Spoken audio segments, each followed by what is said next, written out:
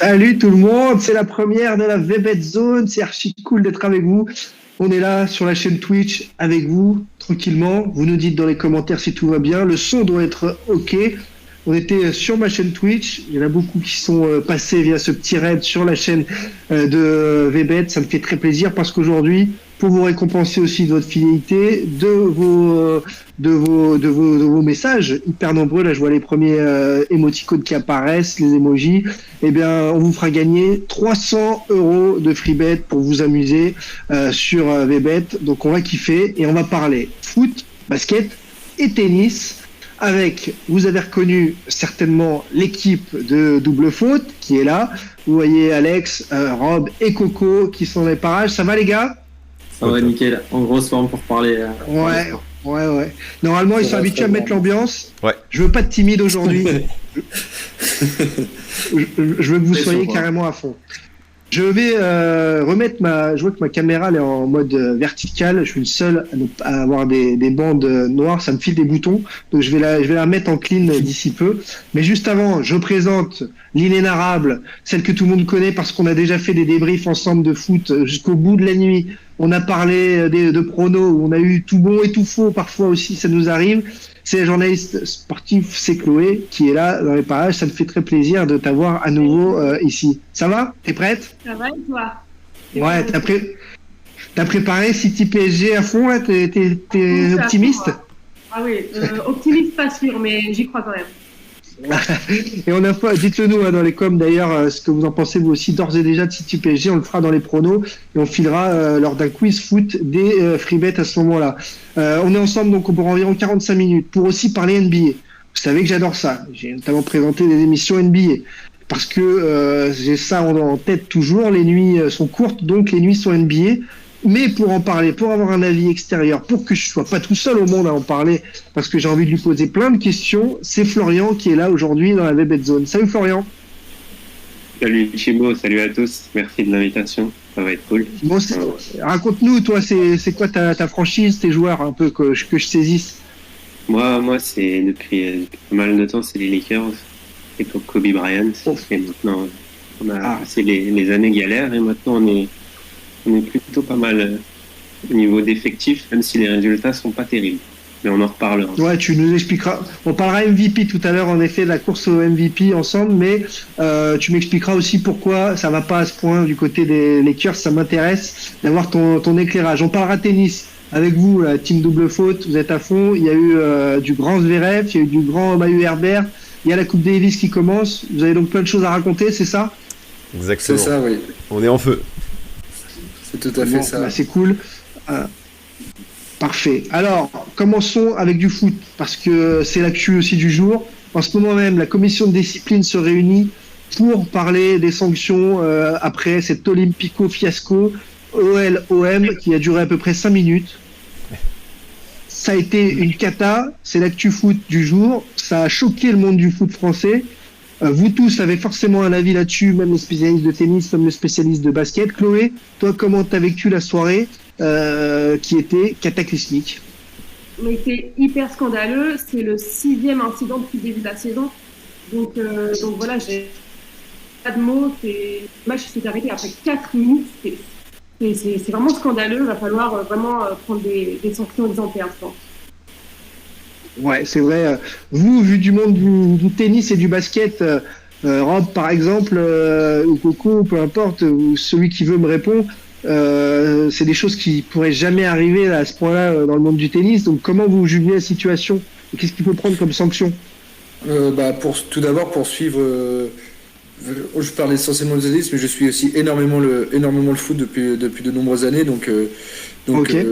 Je vois assez bien, je suis les matchs tous les week-ends. Donc pour revenir sur le match d'hier, comme l'a dit Chloé, c'est vrai que c'est très scandaleux. Il y a déjà eu le scandale aussi qui avait éclaté au moment de Nice-Marseille un petit peu plus tôt dans la saison, où là Nice avait hérité en termes négatifs d'un retrait de 1 point. Et moi, ce que je voulais relever surtout, c'est la contradiction entre les deux présidents, entre l'arbitre de la rencontre, qui ont tous trois intervenu auprès de la télévision. Donc Donc c'est surtout ce manque d'information et cette incohérence dans les propos de chacun qui m'a aussi choqué, en plus évidemment de l'acte irréparable et irréprochable du pseudo-supporter lyonnais. Moi, ce que j'ai trouvé fou aussi, c'est qu'il y ait ce manque de solidarité entre les équipes. Il y a quand même un joueur, Payet, qui s'est fait agresser, qui a pris une bouteille sur la tête, qui est au sol. Et puis finalement, ça continue à se chamailler. Lyon reprend l'échauffement sur demande certainement de leur président. On se retrouve dans une situation où on trouve aucun responsable. Ça dure 2 heures la mascarade, quand même, jusqu'à 23 heures. On ne sait pas si ça peut reprendre. On se dit que non finalement, mais il y a presque le doute. Florian, toi, dans le basket, on avait vu juste après le Covid, après les huis clos en NBA, qu'il y a eu quelques fous qui étaient rentrés sur les parquets, mais très vite, ça s'est calmé. Qu'est-ce que tu prônes justement dans ces situations alors, si tu étais à la commission de discipline? Ouais, moi j'espère que les instances du foot vont prendre un exemple sur ce qui a pu se faire en NBA. C'est-à-dire que quand les incidents entre spectateurs ont eu lieu, la décision elle a été immédiate et c'est tout simplement le bannissement des spectateurs incriminés, quoi. Il y a que ça pour faire changer les choses actuellement et on attend maintenant après ce nouvel incident une décision radicale de la part de la Ligue parce que ça peut plus continuer et on passe pour qui nous? Ouais, c'est vrai. Et c'est clair qu'on se retrouve dans une situation où Jean-Michel Aulas, il est pointé du doigt par beaucoup de supporters. Chloé, l'attitude d'Aulas hier, décevant. Ça fait beaucoup rire comme d'habitude. Après, moi, je veux taper sur personne. Je pense que là, c'est la LFP qui doit être visée parce que malgré les retraits de points, les huis clos, les tribunes qui ont été fermées, il y a toujours rien il y a toujours rien de bon. Alors, c'est quoi la solution? Qu'est-ce qu'on doit faire? On doit taper plus sur les clubs, sur les présidents ou sur les supporters ou les deux en fait. C'est quoi la solution maintenant? Ouais, c'est vrai que en tout cas 2 heures pour prendre une décision d'annuler un match après une agression aussi flagrante, aussi folle, ça laisse à désirer au niveau de la prise de décision, au niveau des responsabilités. On pourrait en parler longtemps. En tout cas, ils sont en ce moment même en train de se réunir pour prendre, on l'espère, des décisions fortes. N'hésitez pas nous dans les commentaires à vous dire ce que vous voudriez comme sanction. Il y en a qui me parlent de match à huis clos, d'autres de match victoire sur tapis vert pour l'OM. On peut voir, il y a Luce qui nous dit qu'il faut taper sur les deux. Chloé, d'autres, je vois Binous qui est déçu de Jean-Michel Aulas. Alors dites-nous là dans les commentaires ce que vous voulez comme sanction pour suite à ce OL-OM qui donne une très très mauvaise image au foot français. Ça, c'est clair et net. Si je peux me permettre, si je peux me permettre aussi juste un dernier mot sur ce sujet, c'est qu'en fait, j'aime pas déjà de base le principe de faire payer les clubs alors que c'est les supporters. Oui, mais là, il faut en effet vraiment faire quelque chose parce que, comme tu l'as dit, il y a eu des huis clos, il y a eu des sanctions qui ont été prises, des retraits de points, ça n'a toujours pas fonctionné. Donc je pense que là, malheureusement pour Lyon, mais il faut que ce match serve d'exemple et de référence en termes de sanctions pour plus que ça se reproduise dans un stade de football. Ouais, par rapport à ce que tu dis, justement, Coco, ça me fait sourire parce que j'ai été imaginer le truc plus loin. Je me suis dit, mais si dorénavant, dès qu'un supporter balance une bouteille sur un joueur, il y a un match perdu pour l'équipe d'en face, il y a des idiots qui pourraient être capables de balancer des bouteilles sur leur propre équipe. Hein. Donc on va où? C'est pour ça que pour moi, les sanctions elles doivent être très très fortes sur les supporters. Je suis complètement d'accord. Après, je pense qu'il va falloir adapter chaque sanction en fonction du match, évidemment, et en fonction du contexte.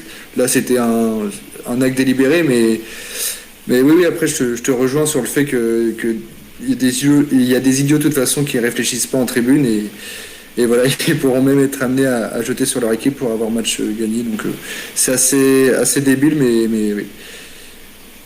Il y a Momo dans les commentaires qui nous dit retrait de points plus match à huis clos, voilà la solution. Nico qui nous dit le problème c'est que tu peux pas mettre de sanctions plus fortes que ce qu'il y a eu à Nice parce que ça peut faire jurisprudence vu qu'il y a déjà eu pour le même type d'agression. Bon, je sais pas, moi je pense pas qu'il y ait de jurisprudence dans ces cas-là. Je pense qu'au contraire là il faut montrer de l'autorité. Revenons au terrain, les amis, c'est important. L'actu du jour c'est aussi toujours la Ligue des Champions. Alors est-ce que vous, fans de sport, fans de foot et fans du sport français, croyez en les chances du PSG sur la pelouse de City mercredi soir? C'est la grande question du jour. Et derrière ça, on fera les pronos foot pour vous faire gagner aussi 100 €. vous, dans le chat, dans la room, vous participerez au quiz foot pour remporter 5 fois 20 euros. Alors, première question, qui n'a pas trop parlé? Alex? Ouais. Alex, tu veux enchaîner là-dessus si ça t'intéresse sur ce sujet, sur ce City PSG? Bien sûr que Paris peut le faire. Paris a une armada offensive indescriptible, c'est sûrement la meilleure attaque d'Europe sur le papier. City a des carences défensives, même si cette saison c'est quand même un peu mieux. Paris peut largement le faire, ils l'ont fait au match aller à domicile. Il y a eu un grand Donnarumma, mais il y a eu aussi une excellente qualité dans la finition et dans la productivité offensive. Et voilà, s'ils sont au garde à vous et qu'ils sont vraiment déterminés, ils ont largement les moyens. Maintenant, City, ça commet pas d'erreur. C'est un jeu qu'ils connaissent par cœur. Ils sont dominants, ils vont dominer. J'ai hâte de voir, mais franchement, ça va être spectaculaire. Ouais, spectaculaire, devrait y avoir des buts. On va le voir dans quelques secondes sur les pronos. Rob, toi, tu partirais sur quel type de match? Tu t'attends à voir quoi mercredi soir? J'avoue que je suis pas tant que ça le foot, mais si je me réfère vraiment au match aller avec les 2-0 en faveur du PSG et les stats qui étaient largement en faveur de City, et là on se retrouve sur un match à domicile sur City, je m'attends, je pense à des buts d'un côté comme de l'autre, mais je partirais, s'il fallait vraiment partir sur quelque chose, j'irais sur City quand même. D'accord, ouais. La cote qui devrait être la plus sécure. Chloé, on a vu un PSG un peu mieux dans un 4-3-3 face à Nantes ce week-end, avec un peu de jeu, avec Messi qui a touché plus de 100 ballons. Enfin, il a pris les clés du jeu. Messi va mieux, Messi buteur, aligné avec Neymar et Mbappé, pas d'Icardi, pas de Di Maria. Est-ce qu'ils ont trouvé la bonne formule, à ton avis? C'est sûr que Paris a assuré contre Nantes, 3-1. Après, même si le PSG cumule les succès, moi je trouve que en termes de collectif et en termes de qualité de jeu, c'est pas encore ça. Il n'y a pas de belles choses. Enfin, moi, c'est ce que je pense. Je pense que les Parisiens ils doivent montrer un autre visage, surtout contre City, qui a un rouleau compresseur qui va tout écraser, je pense. Donc voilà, après Paris est capable du meilleur comme du pire, mais c'est à City, moi vraiment, j'ai peur pour les Parisiens. Après, les Parisiens, ils ont les clés parce qu'ils ont quand même réussi à s'imposer au match aller. Ouais, ils ont ce petit avantage-là, peut-être psychologique, même si ils avaient perdu là-bas. Ils avaient perdu là-bas aussi en demi-finale retour de Ligue des Champions la saison dernière. Dans les commentaires, on nous dit que Paris peut le faire parce que la relation Neymar, Messi, Mbappé ressemble à celle Benzema, Griezmann, Mbappé en équipe de France et ça marche. Bon, pourquoi pas, après... Pas d'accord, hein, Coco. Vas-y. Non, pas forcément d'accord, parce que en termes d'attaquants, oui, quand on voit sur le papier, c'est de très très grands noms du football mondial, voire les 5 meilleurs actuellement. Après, pour moi, c'est plus des individualités que des collectifs. Et ce qu'on voit souvent avec Paris, c'est une équipe coupée en deux. Et contre des équipes inférieures sur le papier, du moins, ça passe largement parce que les individualités font le reste. Mais contre une équipe contre City, si le trio offensif ne fait pas les efforts pour redescendre, ça peut être très vite compliqué. Je suis assez d'accord là-dessus. Vas-y, Chloé. Kevin De Bruyne est absent, donc oui. C'est quand même un gros point positif pour le PSG. Ça, c'est sûr. Oui. J'avais vu aussi, oui.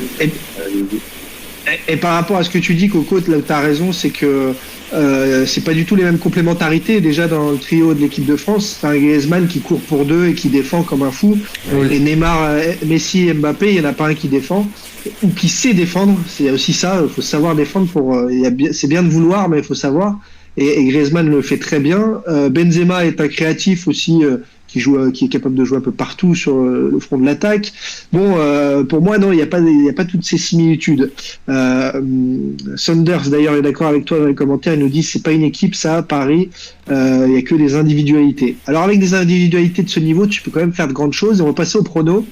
Qui vont être intéressants, les pronos de City PSG et de Lille-Salzbourg, parce que Lille joue dès mardi soir aussi, et Lille est deuxième derrière Salzbourg avec 5 points, Salzbourg en a 7. Tes pronos à toi aussi, Florian, si tu veux bien, nous dire ce que tu en penses, après on expliquera les pronos de Chloé. Ouais, moi je vais peut-être un peu aller à contre-courant, mais je vois vraiment le PSG faire un coup à City. On a parlé de la sortie de Bruyne. On a aussi dit qu'en Ligue des Champions, Paris était quand même pas trop mal par rapport au championnat. Ils ont l'habitude de se sublimer à ce niveau de la compétition. Je pense que Paris ne va pas perdre, moi. Donc le match nul ou la victoire du PSG, je pense que c'est un joli coup à tenter face à la défense de City. C'est vrai qu'il pourrait y avoir une cote très intéressante. T'as raison, Chloé. Alors explique-nous tes pronos là sur ces rencontres. Moi, je vois une victoire malheureusement de City avec au moins 2 buts dans le match parce que voilà, ça va être vraiment très offensif. Il va y avoir pour moi pas mal de buts. Mais comme je vous ai expliqué, je vois vraiment City gagner à la maison, même avec l'absence de Bruyne. Ouais, c'est vrai que tu joues le côté favori, mais l'histoire des plus de 2,5 buts, je serais presque à aller à plus de 3,5 buts, tellement je me dis que la cote est jouable. Et la défense de City, oui, ok, c'est mieux, mais c'est pas encore ça. Hein. C'est vachement jouable. Il va y avoir des buts, c'est sûr. City gagne tous les week-ends. Il a encore gagné hier contre Everton 3-0. C'est vraiment offensif, et même le PSG avec son trio d'attaque va forcément marquer des buts. Donc voilà, on va pas s'ennuyer, je pense. Ouais, ça devrait aller d'un but à l'autre. C'est pour ça aussi que ce milieu de terrain renforcé, Gay, Verratti, peut-être Paredes, aura vraiment du boulot. Tu en penses quoi, Coco, toi qui suis le foot, l'homme de double faute là qui est là dans cette section prono, tu en penses quoi? Moi, je vois but pour les deux équipes avec un résultat final à 2-1 ou 3-1 pour City. D'accord, carrément. 3-1 pour City. Bon, moi, je vais amener un peu d'optimisme et vous dire que je vois plus de 3 buts et je vois justement aller un 2 partout. Un 2 partout, voilà. Un match dans tous les sens et un 2 partout. Voilà pour ces pronos. Du côté tour de table un peu rapide, et puis on regarde aussi dans les commentaires s'il y en a des pronos. Il y a Momo qui nous dit victoire de Paris 2-1. Alors que GG nous dit City devrait remettre les pendules à l'heure. Comme à chaque fois à City, c'est City qui gagne, les true Gunners, fans d'Arsenal sûrement. Alors Lille-Salzbourg, qu'est-ce que vous en pensez? Est-ce que Lille va continuer après sa dernière victoire? Est-ce que ça va être compliqué? Puis Chloé, tu vas nous expliquer aussi Salah buteur et Chelsea qui gagne, la cote à 1,61. Tout ça d'un coup. Du coup, victoire de Lille parce qu'à domicile et après leur victoire contre Séville, je pense que les Lillois ont repris confiance. Même si du côté de la Ligue 1, ça pêche un peu, je vois vraiment une victoire des Lillois. Et du coup, tu veux que j'enchaîne avec mes petits pronos. Salah buteur, Salah a marqué 5 buts en 4 matchs. Donc est-ce que j'ai vraiment besoin d'expliquer? Non, je pense que Salah va marquer. C'est une cote sympa à 2. Vraiment sûr. Et je vois aussi une victoire de Chelsea contre la Juve. La Juve est déjà qualifiée. Chelsea a besoin d'un point pour se qualifier. Donc voilà, pareil, Chelsea est très en forme. Pour moi, Chelsea va remporter le match. Voilà. La Juve va un petit peu mieux en championnat d'Italie, mais Saunders nous dit aussi dans les commentaires, est-ce que la Juve peut créer la surprise en s'imposant à Chelsea? Ça paraît quand même dur. Florian, un mot là-dessus aussi, je vois que tu hoches la tête. Ouais, j'ai quand même du mal à voir la Juve aller faire un résultat à Chelsea. Chelsea sort d'un gros match ce week-end à Leicester. Je pense que en plus ils ont perdu à l'aller. Je pense que cette fois-ci Chelsea va faire en sorte de prendre les 3 points, même sans Lukaku. Ils vont réussir, je pense, à repartir avec la victoire. Très bien. Et alors, quels sont rapide tour de table des pronos pour Lille, Salzbourg, également Coco? Victoire de Lille pour confirmer leur victoire à l'extérieur face à Séville lors de la dernière journée. Et pour, au passage, je crois, assurer ou se rapprocher très, très grandement de la qualification. Florian, Chloé? Moi, ne pas perdre. Par contre, je ne sais pas s'ils vont gagner. Salzbourg, c'est une équipe accrocheuse, ça joue, c'est offensif. Je pense qu'il va leur poser encore des problèmes comme au match aller. Je partirais plutôt, moi, sur un match nul, personnellement. Ouais, moi aussi, j'ai été souvent déçu par Lille en Coupe d'Europe, là, et je me dis que... Ouais. Je me dis que j'ai envie d'y croire, de me dire à domicile et tout, ils vont les accrocher, mais Salzbourg, ils ont déjà 7 points. Allons sur un bon côté, j'irai aussi sur un match nul entre ces deux équipes. Ouais, c'est ça, pareil. Allez, on a fait les tours des pronos, passons au quiz. On distribue 5 fois 20 € de free bet, les amis. C'est simple, je vous ai fait des photos floutées. L'actu de la semaine prochaine, du début de semaine prochaine, ce sera l'élection du Ballon d'Or en 2021. J'ai donc été chercher que les questions en rapport avec le Ballon d'Or, et d'abord 2 photos floutées. Une photo floutée du Ballon d'Or, je vais vous donner l'année, du Ballon d'Or 2005, et c'est à vous dans les commentaires de me dire, pour remporter, le premier qui répond l'emporte, qui était le Ballon d'Or, qui était donc le Ballon d'Or 2005. J'attends la réponse dans les commentaires pour remporter 20 € de free bet. Si vous pouvez lever le doigt, vous qui êtes à l'antenne, si vous avez la bonne réponse. Sanders nous dit Shevchenko, non, c'est pas Shevchenko le Ballon d'Or 2005. Flo, il nous dit qu'il l'a. Cristiano Ronaldo, non, GG, il n'était pas né en 2005. Presque. Et c'est chaud. On a la photo, alors on peut le révéler parce que Chocho 1600 a trouvé et remporte 20 € de free bet. On peut afficher la bonne réponse. Regardez, c'est bel et bien derrière cette photo Ronaldinho Gaúcho à Barcelone à cette époque-là, qui remporte, je crois, de mémoire devant Lampard et Gérrard le Ballon d'Or 2005. Voilà. Là, le deuxième photo floutée, c'est un autre Ballon d'Or. On revient encore un peu plus tard, parce que forcément, si je vous avais mis les 10 derniers Ballons d'Or entre Messi et Ronaldo, facile à trouver. Donc allons en 2001. Allons en 2001 pour savoir qui a eu le Ballon d'Or en 2001 avec cette drôle de cravate et ce costard. Alors, à vous dans les commentaires de trouver qui est le Ballon d'Or 2001. Et on a déjà au buzzer une incroyable bonne réponse de Manila Moquette, juste devant Kaka08. C'est ça, c'est bel et bien l'anglais Speedy Michael Owen, le joueur de Liverpool et de l'équipe d'Angleterre qui s'est après un peu perdu au Real Madrid. Mais bon, quand on a un Ballon d'Or, déjà c'est déjà pas mal, hein, je crois. Escarcelle sur la cheminée. Coco, un petit Ballon d'Or sur la cheminée, ça pourrait être pas mal. Ça va être intéressant. Ouais, c'est ça. Bon, et ben ça, on a distribué déjà 2 fois 20 € de free bet. On va encore en distribuer 3 fois. Avec des questions de rapidité. Là aussi pour vous, je vous ai préparé une petite question. Quelle est l'équipe qui a reçu à travers les années le plus de ballons d'or? C'est-à-dire qu'il y a eu des joueurs nommés ballons d'or. Quelle est l'équipe qui a eu le plus de ballons d'or? Ça se joue à côte-côte entre 2 équipes. Et on nous dit dans les commentaires Milan. Non, ce n'est pas le Milan. On nous dit Real Madrid. Ce n'est pas le Real Madrid, mais le Real se classe 2e. Chloé, t'as la bonne réponse? Je vois que t'es dubitative. Le Barça? Bonne réponse d'Adi 13010 qui nous a donné la bonne réponse. C'est le Barça qui a, je crois, 12 ballons d'or.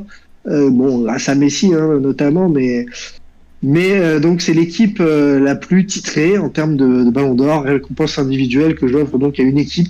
12 ballons d'or pour le Barça, le Real en a 11. Voilà pour la réponse.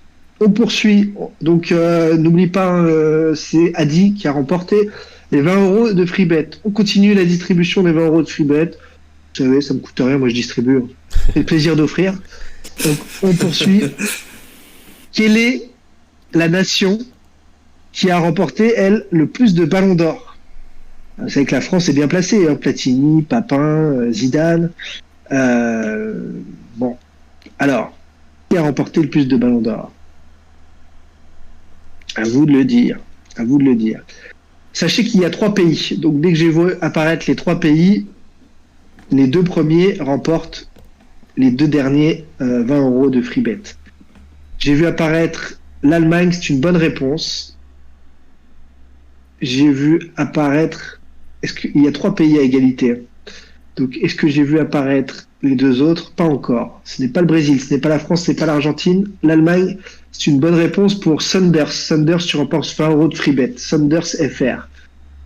Filippo57 remporte avec le mot Hollande. Ce sont bien les Pays-Bas de Johan Cruyff notamment qui remporte aussi ce titre de nation avec le plus de ballons d'or.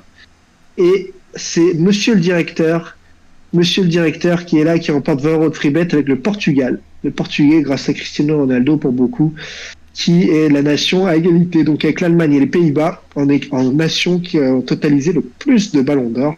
La France est juste derrière avec 6 ballons d'or, je crois qu'eux sont à 7, si je ne me trompe pas. 7 ballons d'or total. Voilà. vous avez été très bon dans le chat, dans la room. Très très bon. Voilà. Pays-Bas, Allemagne, Portugal. La faute de frappe. On tolère. C'est comme un tacle un peu raté. Ça arrive. L'accent, c'est pour ça. Voilà, exactement. Et puisque vous êtes là, juste, on termine la partie foot avant d'aborder la partie basket, une dizaine de minutes, et tennis, une dizaine de minutes. On va juste vous poser une question subsidiaire à vous dans le chat et à toi, Florian, Coco, et toi aussi, Chloé. Faites-moi une petite mort subite des 30 nominés pour le Ballon d'Or de lundi. Chacun votre tour, vous me sortez un nom. Celui qui me sort un nom qui n'est pas le bon, est éliminé. Ça s'appelle une mort subite. Ah, la pression monte. Hein. Je vois vos têtes qui tout d'un coup se liquéfient. Alors, allez-y. Chloé regarde sur son téléphone. Chloé, à toi l'honneur. Commence. Benzema dans la réponse. Florian, à toi, et après Coco. On enchaîne. On va partir toujours français. Kanté, N'Golo Kanté. Ouais. Allez, Coco. Robert Lewandowski. Chloé, arrêtez de regarder.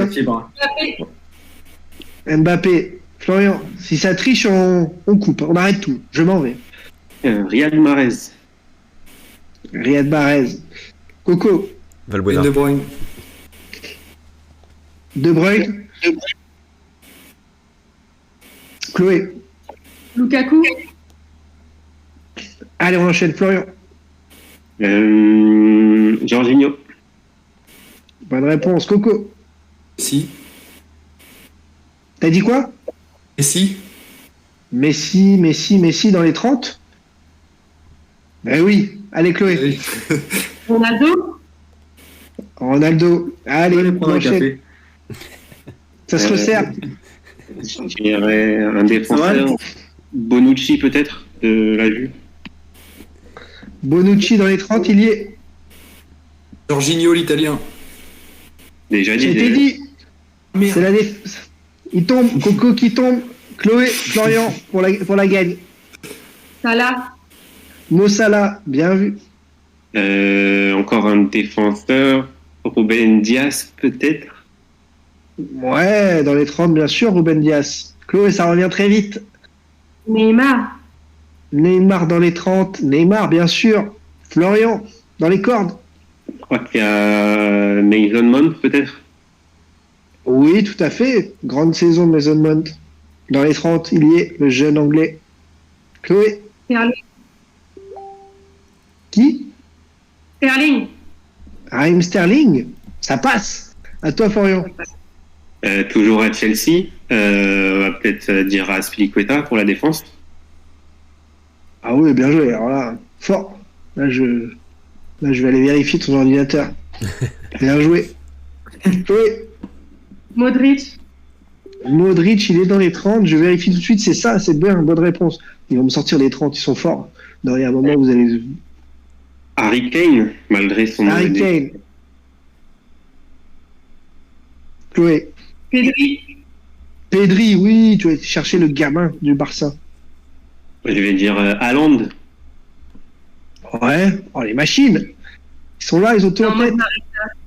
Je m'arrête là. J'en ai pas d'autres. Est-ce que tu valides ta victoire, Florian, avec un autre dernier? Ouais, Donnarumma, quand même. Donnarumma, très fort, Florian. Ce n'est pas que notre expert basket. Il est chaud au bouillant et ça fait très plaisir. Voilà pour ce petit quiz final foot. On passe à l'actu basket. C'est important de parler basket. Vous avez été très chaud aussi dans le live. Saunders qui est fou, il dit oh non, pas Donnarumma, sérieux. Oh, bah, c'est un bon gardien quand même, je pense. Il a fait un bon euro. Ah ouais, il y a que ça. Ouais, c'est un bon gardien, je pense qu'il mérite. Ouais. Allez, c'est parti. On parle NBA, on parle basket ensemble. C'est important parce que la saison bat son plein, ça y est, en NBA. Florian nous a dit que c'était un Lakers de cœur. Alors, il doit être moyen cette saison, même si ça va mieux depuis quelques années maintenant. Alors, on va parler de cette course au MVP avant de donner des pronos pour la nuit prochaine et vous faire gagner pareil 100 €, 5 fois 20 €. Alors on parle NBA avec surtout toi Flo qui est le grand passionné de ce plateau, mais avec les autres, tous ceux qui veulent en parler, Alex, Rob, Coco ou Chloé. La course au MVP, on a Steph Curry en feu, on a d'autres joueurs comme Chris Paul qui sont magnifiques cette saison dans la lignée de ce qu'il faisait la saison dernière. On a toujours Jokic, on a toujours Kevin Durant qui porte les Nets et qui ont déjà 5 défaites. Qui tu vois toi là qui sort du lot pour toi dans cette course au MVP, qui te déçoit, tu vas pas tout me dire d'un coup mais c'est pour lancer le sujet. Ouais, alors moi déjà avant le début de saison j'étais parti sur un Stephen Curry en MVP. Je sentais bien Curry remporter son 3e titre, tout simplement parce que je voyais la concurrence un peu se tirer dans les pattes, que ce soit Durant avec Harden, que ce soit Jokic parce qu'il est européen malheureusement et que je le vois mal réussir le doublé, Giannis que je voyais un peu ménager avec son genou, donc je me disais que Curry allait être MVP. Après un mois, je pense que je suis plutôt pas mal parti sur ce pronostic parce que Curry vient de réaliser une semaine très forte en mettant 2 gros cartons au scoring, dont un face à son principal rival à l'heure actuelle, Kevin Durant. Les Warriors sont la meilleure équipe de la ligue. Ça déroule, ça gagne, 15 victoires, 2 défaites. Je pense qu'à l'heure actuelle, l'avantage, c'est pour le meneur de Golden State qui est bien parti pour aller réussir le triplé. C'est vrai que quand on prend les stats et individuelles et la réussite collective, il joue aussi mine de rien. On se demande, on voit bien Curry et Durant jusqu'au bout là pour lutter pour le titre de MVP. Là-dessus, qui sont mes basketteurs qui veulent rebondir là-dessus? Dites-moi, n'hésitez pas. J'ai une stat sur Steph Curry, si vous voulez l'entendre. Il a inscrit 85 tirs à 3 points en 15 matchs sur 203 tentatives, et 42% de réussite. Et en fait, il détrône ses propres records à lui. C'est quand même assez fou, moi, je trouve. C'est dingue. Et juste pour te préciser, parce qu'il l'a eu quand même en 2015 et 2016, et l'année dernière, ce qui lui a manqué, parce qu'il y a quand même 4 catégories, si on peut dire ça comme ça, pour les MVP. Et c'est être en bonne santé, il l'avait déjà l'année dernière, la régularité aussi, la perf individuelle, il l'avait, et ce qui lui manquait vraiment, c'était la perf en équipe, où ils sont arrivés 8e de leur conférence. Et là, vraiment, ils sont premiers. On peut voir sur les derniers matchs qu'il fait, c'est avec des 50 points à lui tout seul. Dans les derniers cartons, il rattrape tout. C'est vraiment un monstre. Et pour moi, c'est vraiment le joueur pour l'instant de ce début de saison. Et le plus impressionnant peut-être encore dans tout ça, c'est que par rapport à la saison dernière, Golden State n'a pas vraiment changé au niveau des joueurs. Il y a juste, entre guillemets, Kelly Oubre Jr. qui est parti, qui a été remplacé dans le 5 par Jordan Poole. Sinon, sur le banc, c'est des petits ajustements, mine de rien. Mais ce qu'ils ont fait, les dirigeants des Warriors, c'est vraiment des ajustements intelligents. C'est-à-dire qu'ils ont ramené que des joueurs qui savent jouer au basket, qui comprennent leur rôle. Et c'est ça, je pense, dont avait besoin Curry. Et puis, il y aura bientôt le retour de Klay Thompson, en plus. Vous savez, qui enfin, il va peut-être pas revenir à son niveau du jour au lendemain après une absence aussi longue et aussi problématique, mais ça apportera forcément de nouvelles options. Comment tu penses qu'une équipe peut passer de rien à tout en un été? Tu nous dis c'est des petits ajustements de banc, mais il y a aussi peut-être l'impact mental. Comment on peut passer à ce point-là? C'était une équipe en galère la saison dernière, les Warriors. Je pense qu'il y a une prise de confiance un peu comment dire, une sorte de momentum, parce que là, ça fait quand même pas mal de mois qu'on dit que les Warriors, ce sera pour l'année prochaine, parce que Klay Thompson reviendra l'année prochaine. Je pense que dans leur tête, ils se sont aussi dit, c'est pas cette année, ce sera celle d'après, et depuis que ça a vraiment repris, ils sont vraiment focus, ils se sont remis en mode machine de guerre. Et il y a aussi Draymond Green, mine de rien, qui l'année dernière était vraiment toujours dans son rôle de facilitateur. Il y a beaucoup d'interviews depuis quelques semaines qui sortent. Il dit il a retrouvé le plaisir de jouer, il a retrouvé aussi cette envie de gagner qu'il avait peut-être perdu depuis 2 ans parce que Golden State a dominé pendant 4-5 ans sans rien laisser aux autres quasiment. Donc je pense que c'est vraiment... Ouais, et puis c'est un vrai cercle vicieux quand tu commences à perdre, où tu te dis l'année prochaine et donc t'es plus dedans, et à haut niveau ça fait la diff. Autre question par rapport à cette course au MVP quand même, c'est qu'on n'a pas parlé des méga stars qu'il y a, les galactiques j'ai envie de dire des Lakers, et Anthony Davis qui pourrait être dans la course au MVP. Il y a un LeBron James qui a été longtemps blessé là, qui est revenu, et qui la nuit dernière a mis un parpaing sur la tête du piston de Détroit, Stewart. Ça a failli finir un peu en pugilat. LeBron James a été exclu pour la deuxième fois de sa carrière cette nuit. Stewart avait l'œil en sang. Bref, mauvaise pub là aussi pour la NBA en même temps que pour la Ligue 1. Qu'est-ce qui se passe aux Lakers à ce point-là? Toi qui suis en plus les Lakers, ça déraille quand même là de partout, et on a une équipe qui est 9e à l'Ouest, mais c'est pas possible. Ouais, une équipe qui, pour l'instant, peine à répondre aux attentes. J'ai personnellement, en tant que fan, je vais peut-être avoir un avis un petit peu biaisé, mais je me dis que c'est quelque chose qu'il faut voir sur le long terme. Pour l'instant, je suis pas inquiet. Les joueurs non plus, ils disent qu'il faut attendre 25-30 matchs avant de vraiment tirer des conclusions. Mais ce qu'on peut voir jusqu'à présent, c'est que les Lakers peinent à trouver de la régularité dans le jeu. C'est-à-dire que souvent, ils réussissent de très bons premiers cartons. Là, les 2 derniers matchs, les premiers cartons sont sérieux, sont appliqués. Et ensuite, il y a les premières rotations. Il y a la sortie d'Anthony Davis pour se reposer, évidemment, parce qu'il ne peut pas tout le temps jouer. Il sort, les rotations commencent à rentrer en jeu, et c'est là que ça commence à s'effondrer. Les Lakers perdent leur semblant de jeu collectif. Ils retombent dans des individualités, dans de l'isolation. Et c'est là que la machine commence à dérailler. Et après 2e, 3e quart-temps, c'est toujours très laborieux, à peine à être vraiment régulier sur la durée. Et c'est souvent dans les 4e quart-temps qu'ils commencent à se remettre dedans, sauf que c'est souvent trop tard. Sauf cette nuit, ça a fonctionné, quoi. Ah, ok. Alors, on va passer au prono NBA. Adi 13010 qui nous dit c'est plus des individualités qu'un collectif, d'où un manque de régularité pour les Lakers, nous dit-il dans les commentaires. Les pronos de la nuit. Voilà, les pronos de la nuit du basket. Il y a je crois qu'il y a 8 matchs. Il y en a 2 assez intéressants, les Washington Wizards, les magiciens qui reçoivent, je crois, les Hornets, et le Jazz de Rudy Gobert qui reçoit les Grizzlies. Alors, Florian, donne-nous ton prono, je donnerai les miens rapidement après, et on distribuera les 100 € de freebet NBA. Pour ces 2 matchs dont il est question, je vais peut-être partir dans le banal, mais j'ai envie de croire aux victoires à domicile des 2 équipes, donc Washington et Memphis. Washington, très bon début de saison, sans faire de bruit, très gros collectif là. Je pense qu'ils vont réussir à regagner une 2e fois de suite après leur victoire face à Miami samedi soir, face à des Hornets qui ont du mal à voyager cette saison, mine de rien. Donc je pense que Washington va faire respecter la logique. La cote est à 1,60, je crois, c'est plutôt propre. Et ensuite, Utah face à Memphis, le remake du premier tour des derniers playoffs.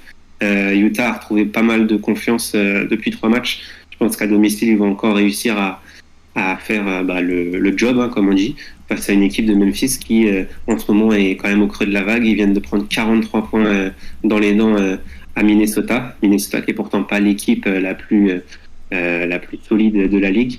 Donc je pense que là... Elle vient de faire 3 victoires d'affilée. Les Wolves, incroyable. Non, c'est vrai, à retrouver des couleurs, mais je pense que... Ouais, c'est pas une grosse équipe quand même. Ouais. Voilà, je pense que Memphis avait de quoi aller gagner dans le Minnesota. Donc je pense que Utah aussi va réussir à faire le job. La cote est pas ouf, mais ça fait un joli combiné. Ouais, sur un bon combiné, ça passe bien. En effet, c'est ce qui semble le plus prévisible. Après, on a des nuits NBA imprévisibles. Les Hornets ont récemment battu, mais ils étaient à domicile, je crois, les Wizards. On peut s'attendre à un bon match, en tout cas, entre 2 équipes assez proches sur certaines séries. Moi, je vais te suivre là-dessus parce que c'est assez sécure. Et en mettant en combiné, ça nous donne une bonne cote. Mais comme le dit dans les commentaires True Gunners 37, là, c'est trop imprévisible en ce moment, la NBA. C'est vrai qu'il y a eu des nuits assez folles. Donc attention. Et Adi nous dit, c'est pas sur la durée les Wolves, et ils gagnent les équipes lors des back-to-back. Ok, ouais. Donc dernière, je comprends. Back-to-back, hein. Donc c'est quand même une belle progression pour Minnesota. il y a des perfs et puis avec Russell, avec voilà, il y a quand même quelques joueurs intéressants, mais ça marche pas toujours. Allez, on vous distribue 5 fois 20 € de free bet. C'est parti, version NBA. Je vous ai mis le jeu du ballon NBA. Donc vous pouvez tous participer et surtout vous dans les commentaires pour remporter 5 fois 20 € de free bet avec une photo d'abord de Collins d'Atlanta. Où est le ballon? À vous de me dire numéro 1, numéro 2 ou numéro 3. Vous avez le droit à un vote, hein, bien sûr, dans le chat. Si vous mettez 1, 2, 3 d'affilée, vous ne gagnerez pas, je vous le dis. Je suis l'arbitre, je décide. 1, 2 et 3, on a eu les 3 déjà d'afficher dans le chat. À vous de jouer, continuez à jouer. Le premier qui aura les bonnes réponses aura gagné. Allez, affiche-nous la réponse. De mémoire, je crois que c'est le 1, mais je suis perdu en voyant tous ces ballons finalement. Je dirais le 1, moi aussi. Ouais, tu dirais le 1 bah, c'était le 2 Tu vois c'était le 2 qui a répondu en premier. Vous nous le dites dans les commentaires, je remonte rapidement. C'est Nico W51, je crois. Hein. Voilà, Nico qui a la bonne réponse. Bravo. Russell Westbrook qui peine en ce début à s'acclimater de saison, à s'acclimater aux Lakers, qui a pris une main dans la figure sur la prochaine photo floutée. Sauf si c'est pas Westbrook, affiche-nous une autre photo. Hein. Bah, c'est Westbrook. Alors, Westbrook au duel, au sol, sa main est-elle à côté du ballon ou alors le ballon a-t-il déjà fui? 1, 2 ou 3, les amis. On peut participer plusieurs fois, dit Mania Moquette. Non, il faut choisir, il faut te décider. Si tu mets 1, 2, 3, tu auras forcément la bonne réponse. Donc. Mais ensuite, il y a 5 photos qui vont arriver, donc tu peux participer plusieurs fois. Alors, Florian, toi, tu dirais quoi, le 3? Moi, je dirais le 3, allez. Moi, c'est quand même moi qui ai fait le quiz, et là aussi, je me suis perdu. je dirais le 1, allez, le 1. Oh, le 2. Le 2 C'est le 3, ouais. Le 2, Le 2, ouais. C'est quoi alors la bonne réponse? C'est le 3. Le 3. C'est le 3. Bonne réponse de... Les experts.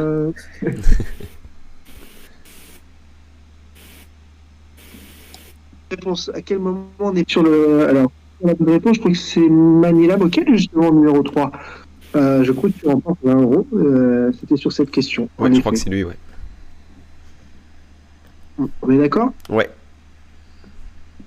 Alors, j'ai perdu le son. Vous m'entendez bien, toujours? Ouais, on t'entend. Ouais. Ok, bon, bah alors, on continue comme ça. Il y a des zéros partout sur la photo. Me dit-on dans les commentaires, j'ai pas fait gaffe. La suite, c'est une photo, je crois, des Spurs. Les Spurs, une équipe pas folle cette saison. Alors, le ballon, dans ce joyeux bordel, où est-il finalement? 1, 2 ou 3? Alors, on a du 1, on a du 3, on a du 2. À votre avis, vous, dans les commentaires? Florian? Je partirais sur le 2. Tirer sur le 2. Ouais. Oui. Le 2, ouais. Le 2 aussi pour moi, oui. Vous connaissez la réponse. Partons sur la réponse, voir un petit peu qui va avoir reporté 1, 2 ou 3.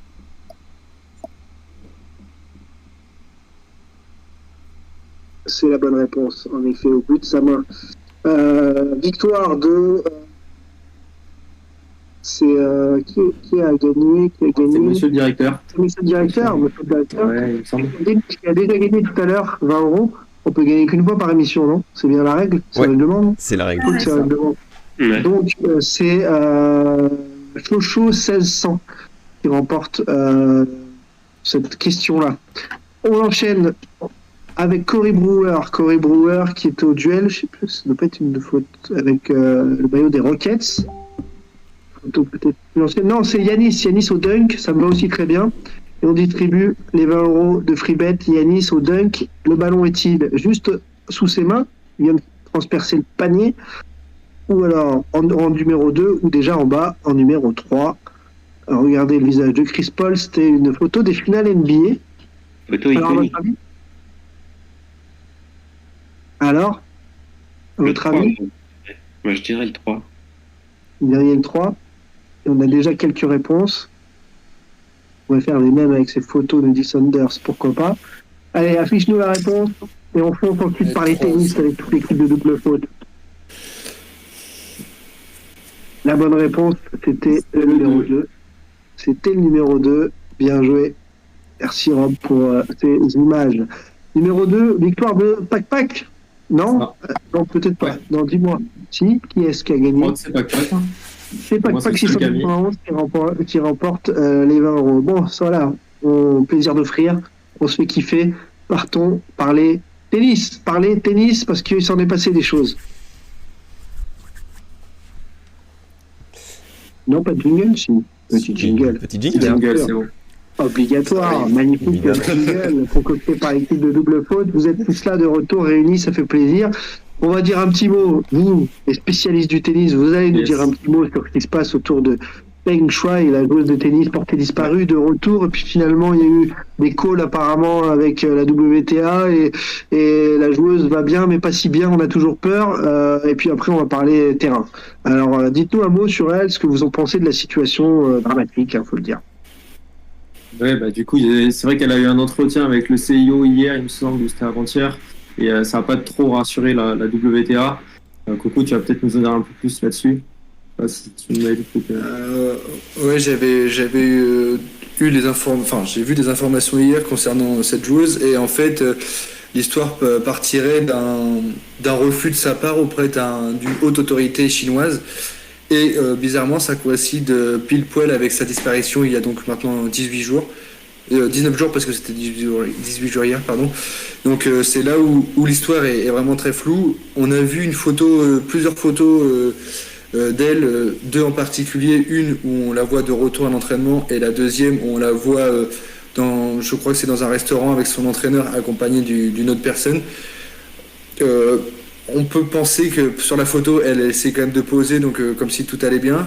Et comme l'a dit Rob, après, il y a eu des appels un petit peu contradictoires par rapport à cela. Mais je pense que c'est sur l'ère récente, c'est une histoire inédite, d'une joueuse qui disparaît comme ça du jour au lendemain, avec en lien un petit peu de cause à effet avec une autorité publique. Ça coïncide exactement au même moment. Donc ça reste très flou. On espère tous avoir des nouvelles au plus vite et que ce soit évidemment des nouvelles rassurantes et positives. Oui, c'est ça. On attend qu'elle s'exprime, que vraiment l'entendre sa voix plutôt que des images on ne sait même pas si c'est vraiment vrai, si c'est vrai du faux. Là, je pense qu'ils sont tellement mis sous pression qu'ils sont obligés de nous sortir des images, des vidéos, mais ça nous paraît tellement fou de la voir sourire autour d'un repas. Alors ça fait 18 jours que tout le monde la cherche et partout, tout le monde se soutient de plus en plus parce que c'est vrai que ça a été, nous on en a parlé les gars, mais ça a été quand même un petit peu long à relever le sujet. Ouais. Les joueurs et joueuses, ils ont eu du mal à se on peut voir même sur la WTA Finals où Muguruza gagne, il n'y avait pas eu un mot dessus alors que c'était le dernier tournoi de l'année. Pour moi c'était primordial d'en parler et d'en parler encore tant qu'on ne l'entend pas parler, elle, et qu'on la retrouve vraiment. Et je sais pas Alex si tu as autre chose à dire, mais ça paraît fou. Non, c'est une histoire très floue, donc c'est compliqué d'en parler, on peut pas se projeter, mais en tout cas faut rester unis, il faut que les personnes continuent à se battre pour qu'on ait vraiment de meilleures nouvelles, qu'elles prennent, qu'on l'entende parler, parce que là voir des images scénarisées, on sait pas trop, c'est trop flou, il nous en faut plus pour nous rassurer, ça c'est clair et net. Et on s'en prend souvent aux réseaux sociaux et tout, et là c'est vraiment l'utilité aussi de la prise en considération mondiale d'un problème. Et on a vu, certains ont mis du temps, certaines personnalités ont mis du temps, certes, mais elles l'ont fait quand même, et on voit que mine de rien, même des États assez autoritaires ou des États qui ont la main mise sur leurs citoyens comme la Chine, plient un petit peu face à un tollé international. Donc on peut voir quand même que on a malgré tout des nouvelles. Maintenant, il faudra la revoir sur un terrain. Et on se souvient que le patron d'Alibaba, le grand site des e-commerce, avait lui disparu 3 mois. Donc là, la prise en considération manifestation mondiale sur les réseaux a quand même eu des effets assez rapides et je suis assez content de voir ça. Voilà. Ouais, puis ils sont obligés de nous sortir des images, des vidéos parce que là, il y a trop de monde qui réclame et ils peuvent pas garder ça sous le silence, même si on sait très bien qu'il y a plein de trucs qu'on ne sait pas, et notamment le plus important, j'imagine. Mais ils sont obligés et ça va sortir petit à petit, j'imagine, avec tout le monde qui se mobilise, parce que là, maintenant, c'est plus une affaire de tennis, c'est une affaire de sport, et ça va aller plus loin, quoi. On en a parlé aux journaux, voilà, et ça paraît fou.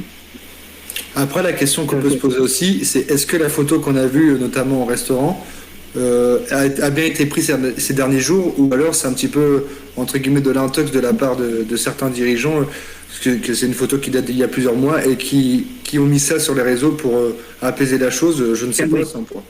Voilà, ça. Ouais, ça, on ne pourra pas répondre, je pense. Donc, c'est là où on ne pourra pas avoir confiance, en effet. On ne pourra jamais avoir confiance, donc il faudra attendre. Parlons terrain quand même, parce qu'il s'en est passé des belles choses ce week-end aussi. Hier, la finale du Masters en un week-end, Zverev qui se paye Djoko et Medvedev. Je crois qu'il a frappé très fort et il faut absolument que vous nous en parliez. Puis ensuite, Coupe Davis, bien sûr. Allez-y, voilà, Zverev, monstre désormais quand même. Enfin, c'est mérité. Je suis pas forcément hyper fan du joueur, mais franchement, il monte en puissance. Il était toujours à ça, de remporter des grands tournois, et c'est enfin la consécration. C'est quand même le tournoi des égaux. Hein. C'est clairement les 8 meilleurs joueurs de la saison qui s'affrontent, et il arrive à sortir le numéro 2 et numéro 1 mondial dans le même tournoi. C'est juste fou. Il a été très sérieux, très, très serein, et honnêtement, faire ce qu'il a fait, chapeau à lui. Je suis pas totalement d'accord avec toi, dans le sens où pour moi ça a été la finale, ça a été un non-match. Medvedev il a disparu totalement. Alors pourtant on l'a vu jouer parfaitement bien, alors qu'il était déjà qualifié en phase de poule. Il était motivé à chaque fois. Là je l'ai pas trop. Il subissait le match de A à Z, c'était ennuyeux. J'ai pas du tout compris son match. Pour moi c'était vraiment un non-match. Et quand tu arrives en finale face à Zverev, où tu as 0 balle de break, opportunité de breaker Zverev, il a fait seulement que 3 aces dans le match, donc pour un joueur qui fait quasiment 2 mètres, de nous en montrer plus d'habitude, c'est quand même très décevant. En point gagnant, il en a fait le double, Zverev, par rapport à Medvedev, alors que on sait que c'est deux joueurs qui claquent très fort. Il était toujours derrière sa ligne de fond de cours. Moi j'ai jamais trouvé agressif, il subissait tout le temps, et ça a été vraiment un match de A à Z, il n'y a jamais eu aucun suspense. Il s'est fait complètement terrasser tactiquement. En 1h16, il a été débordé sur tous les compartiments du jeu. Il n'y a jamais Zverev qui était en train de défendre, c'était lui qui prenait le jeu à son compte. Et c'était clairement le match, il n'y a pas d'autre chose à dire. Pour rebondir là-dessus, pourquoi il a été terrassé Medvedev, c'est parce que, comme tu l'as dit, Zverev a pris le jeu à son compte, et il n'a pas laissé non plus la possibilité à Medvedev d'exister. Il n'y a pas eu de trou d'air dans son match. C'est quelque chose qu'on lui a reproché quand même assez souvent, son manque de régularité sur une saison, mais aussi sur un match entier. Donc là, il a tenu un très très grand niveau de tennis du début à la fin, et c'est pour ça qu'il a réussi à faire plier le joueur russe. Et d'ailleurs, mention spéciale à Pierre Gerber et Emma Hu qui se sont imposés pour la deuxième fois en double. Voilà, et une belle image, je ne sais pas si vous avez vu les gars, et même Chloé, si vous avez vu l'image avec le bébé de Pierre Gerber qui était situé dans la coupe.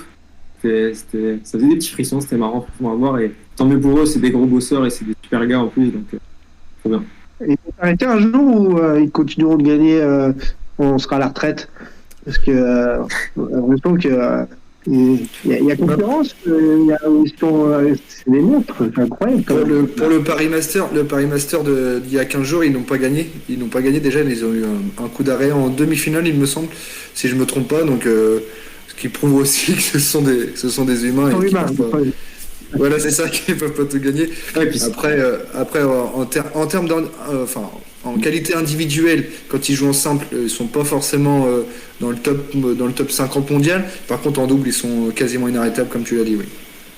Et surtout que ce qui est drôle, c'est qu'ils se sont fait battre par la même paire en finale qu'en phase finale. Ils ont perdu en groupe face à cette paire-là, et ils la remportent en double, donc c'est trop beau pour eux. Un petit mot sur la Coupe Davis avant de passer à la distribution des pronos et des 100 € de free bet et votre traditionnel quiz concocté par Double Faute.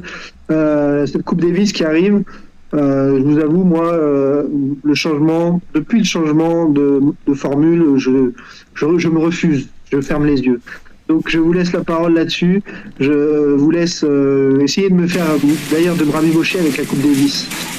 Parlez-moi de cette Coupe Davis qui arrive.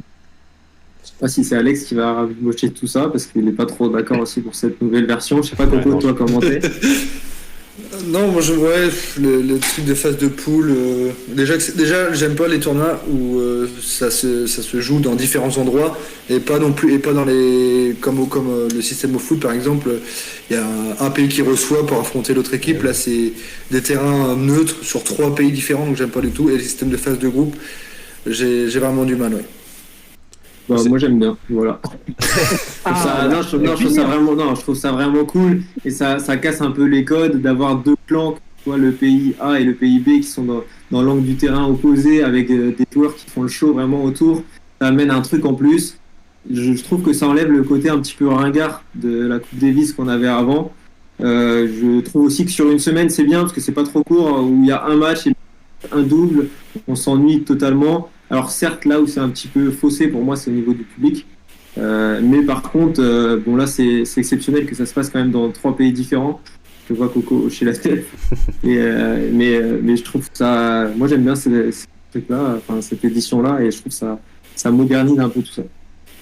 Ça modernise, oui, mais après quand tu vois un match, par exemple quand c'est l'équipe de France qui recevait un pays quelconque pour un match sur un week-end, quand tu vois l'engouement et l'ambiance qu'il y avait, il y a que en Coupe Davis, enfin pour parler en termes de tennis, il y a que en Coupe Davis où tu peux voir cette ambiance-là. Après on l'a vu avec Hugo Gaston à Paris il y a 15 jours, ça c'était aussi exceptionnel. Mais quand c'est le pays qui reçoit et le pays qui joue, c'est un autre engouement, c'est plus l'individuel, là c'est surtout un week-end une équipe, donc c'est ça aussi que je regrette un peu, même si je suis d'accord, là où je te rejoins c'est la modernisation des règles et il faut du changement, ça je suis complètement d'accord, mais voilà, le fait de recevoir chez soi, ça met une ambiance supplémentaire et une beauté pour ce sport supplémentaire. Nico dans les commentaires nous dit Piqué a flingué la Coupe Davis, c'était la finale à Lille, cette ambiance c'était magnifique, on se fait chier, quasiment pas de spectateurs. C'est vrai que c'est plus la même ambiance. J'ai un petit truc à dire là, apparemment ça va se jouer en Autriche, non? Et c'est à huis clos. Ouais. En plus, il y a ce problème-là qui vient s'ajouter, donc au niveau des ambiances, c'est pas forcément top. Ouais, encore une bonne c'est à huis clos, mais c'était pas prévu à huis clos, c'est à cause des conditions sanitaires de ces dernières semaines. Ouais, c'est comme l'Euro 2020. Mais voilà, je suis complètement d'accord. Et c'est que les phases de poule, je crois, qui sont à huis clos, parce qu'après, ça va changer. Mais c'est vrai qu'ils ont fait le test aussi. Ouais, pour le moment. Mais ils ont fait les tests en WTA pour l'édition Fed Cup. Et c'est vrai que ça a été un beat total au niveau du public. Il n'y avait personne. Alors que c'était pas du tout à huis clos. Il n'y avait aucune ambiance. Même les grosses joueuses n'étaient pas au rendez-vous. Donc ça passe un peu la même avec des Zverev absents, des grands joueurs. Donc la situation n'a pas forcément perduré. Alors il va falloir changer les choses. Il faudra modifier certaines choses, c'est sûr, et après il y a le Covid aussi qui joue, et je pense que ça jouera aussi pour la suite, malheureusement. Bon, chers amis, double faute, vous nous avez concocté quoi pour distribuer les 5 fois 20 €, ou d'ailleurs les 100 € d'un coup, je ne sais pas ce que vous allez faire. Un petit Star Mix. Le traditionnel. Le traditionnel Star Mix. Il est affiché à l'écran, tu veux expliquer les règles? Il est affiché. Ouais. Tu veux expliquer les règles? J'attends juste qu'il... Ouais. Il y est. Du coup, on fait comment? On fait 10 € par tranche, c'est ça? 10 € par tranche. Ok, donc du coup, ça représente un tennisman qui est vraiment changé au niveau de... Il y a 4 tennisman qui se cachent derrière ce personnage-là. Il faut retrouver à qui appartient le haut de la tête, c'est-à-dire les cheveux, les yeux, la bouche et le corps, et par tranche de 10 € sur ces parties du corps. Donc Rude pour le front, déjà, Trugener gagne 10 € de free bet, et pour moi c'était pas le plus facile. Non, c'est pas le plus facile, clairement. CityPad, c'est marrant ça. C'est version Apple. Non, c'est pas CityPad. 3 Garin, non. Oui, Trugener. Ah mais non, t'as déjà gagné. Ouais, Trugener a déjà gagné, il peut pas. Pac qui remporte. Ah, il a pas dit quoi, hein. Bon, on a compris, je pense que ça va pas être la bouche. Hein. Les yeux pour perdre, ouais, c'est précisé.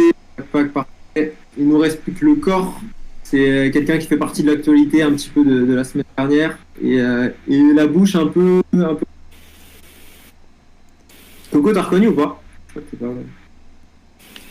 Je t'avoue que les yeux de père, c'est père pour les yeux. Ouais. J'avoue que je les avais pas du tout. Alors que je sais à quoi ressemble Benoît Paire, mais là je les ai pas. Non. Thibaut, est-ce que t'as la bouche ou le corps? Non, franchement, déjà moi aussi je bug sur les yeux de Benoît Paire en fait. Ah, okay, oui, je suis d'accord avec toi. Oui. Faut cacher comme ça aide en vrai. Le corps, c'est pas Zverev. Si. Bon, il nous a spoilé le corps. Pardon. Vous avez juste à mettre Corse Zverev dans le chat. C'est de la rapidité, là, messieurs. On vous remercierai plus tard. Et la bouche, est-ce qu'on donne un petit indice pour la bouche? Ah, la bouche, on aurait pu mettre un Kinder Bueno à côté. Mais là, c'est même plus un indice. C'est une passe D, là. Toi qui nous as demandé, est-ce que vous savez pour la bouche et le corps? Bah oui, je te réponds. Zverev corps, ouais, pour GG. Zverev corps, bien joué à GG49, c'est très fort. Après 10 minutes de réponse. Et Tsonga Nico qui conclut avec la bouche de Tsonga. Je crois que Nico a déjà gagné, par contre, il me semble. Et il y a Fabien juste derrière, du coup. Ah ouais? Bon, il y a Fabien. Je te laisse faire le deuxième jeu. Parfait. Alex, Ouais, on passe aux petites questions. Vas-y, Alex. Rien, GG, ça me fait plaisir. Les 3 premiers qui répondent à la question gagneront 10 € de freebet chacun. Quel joueur a réalisé le plus de doubles fautes durant l'ATP Finals 2021? Les gars, petit clin d'œil à l'émission. Bonne recherche Google. Google. Sur internet, vous ne trouverez pas. Ouais. Non, faut aller plus loin, faut creuser les gars. Et une chance sur 8. Oui, c'est ça. C'est pas même faux. plus, c'est qu'il y a une place. Est-ce que, Rob, toi qui as la réponse, est-ce que c'est évident au premier abord ou c'est quand même... Vous auriez une évidence ou pas? Moi j'aurais dit un mec qui prend des risques au service, donc même pourquoi pas Zverev. Bon, il n'y a pas la réponse encore, non, c'est pas Zverev. Ok. C'est un joueur... allez, on donne un... C'est un joueur russe. Clique 2, tu vois. Alors, cachet russe. Non. Et Nico, je crois que... Nico qui a déjà gagné. Chocho aussi, il me semble. Chocho, je sais pas s'il a gagné. Philippot, il a gagné aussi, non? Urkas russe, j'aime bien. Et c'était Medvedev? Ils ont tous gagné. Je sais pas si c'était par sport ou si c'était par je sais pas. En tout cas, on note les noms et... Zazou n'a pas gagné, il me semble. Zazou n'a pas gagné. On mettra le replay pour vérifier. Exactement. Ouais, c'est ça. C'est plus simple. Question 2.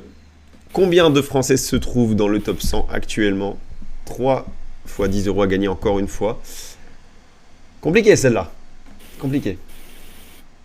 Et pour info, Medvedev avait fait 11 doubles fautes. Ok. Ah, c'est pas énorme sur un tournoi. Très serré avec Ruud qui en avait fait 10 alors qu'il s'est arrêté en demi. Je trouve ça pas énorme. Moi non plus. Et Djoko, jusqu'en demi, et avec les poules, il a fait que une double faute. Monstre. Après, Djoko, c'est pas sa qualité première, son service. Il fait pas des services à 200 km/h, c'est plus des services placés et assurés, quoi. Exactement. Aucun. J'aimerais bien avoir ce service placé, moi, quand je joue. Non, mais le mec aimerait bien avoir le service tout court. Alex? Pardon? C'est un peu plus que 6. Ouais, il y a des petits nouveaux. Réponse. Vous avez la réponse ou pas, les gars? Du tout. Il a été donné 2 fois, c'est 9. Je te rappelle qu'on est expert NBA. T'as dit quoi, Alex? On est expert NBA, nous. Hein. On n'est pas du tout tennis. De quoi vous me parlez? Là, je crois que ça a été trouvé. Ça a été trouvé? Il en manque un. Ça a été trouvé, ouais. Ça a été trouvé.